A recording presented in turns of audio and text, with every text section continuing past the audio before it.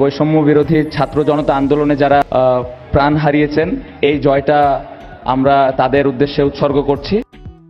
পাকিস্তানের বিপক্ষে টেস্টে প্রথম জয় পেয়েছে বাংলাদেশ। রাওয়ালপিন্ডিতে ইতিহাস গড়েছে নাজমুল হোসেন শান্তরা। এই প্রথম টেস্টে কোনো প্রতিপক্ষকে 10 উইকেটে হারিয়েছে বাংলাদেশ। অন্যদিকে পাকিস্তানও ঘরের মাঠে এই প্রথম কোনো টেস্ট হারলো, তাও আবার 10 উইকেটে। এমন দুর্দান্ত এক জয় বৈষম্য বিরোধী ছাত্র আন্দোলন থেকে জন্ম নেওয়া গণ অভ্যুত্থানে শহীদদের জন্য উৎসর্গ করেছেন অধিনায়ক নাজমুল হোসেন শান্ত। পাকিস্তানের মাটিতে স্বাগতিকদের বিপক্ষে প্রথম কোনো ম্যাচ জয়, তাই তো ম্যাচ সেরা হয়ে পুরস্কারের অর্থ বন্যার্থদের জন্য দান করেছেন মুশফিকুর রহিম। পুরস্কার বিতরণী অনুষ্ঠানে এসে শান্তও দিলেন বড় এক ঘোষণা, সম্প্রতি আন্দোলনে শহীদদের প্রতি এই জয় উৎসর্গ করছি আমরা এবং তাদের জন্য প্রার্থনা করছি। পাকিস্তানের মাটিতে প্রথম জয়ের দিনে জন্মদিন পালন করেছেন অধিনায়ক শান্ত। এ ব্যাপারে পুরস্কার বিতরণী অনুষ্ঠানে এসে শান্ত বলেন, জয়ের জন্য আলহামদুলিল্লাহ। হ্যাঁ, এটা খুবই বিশেষ কিছু। গত রাতেই স্ত্রীর সঙ্গে কথা হচ্ছিল, সে বলছিল কাল জিতলে দারুণ এক দিন হবে। ভাগ্য ভালো আমরা জিতেছি, আমাদের জন্য ঐতিহাসিক দিন।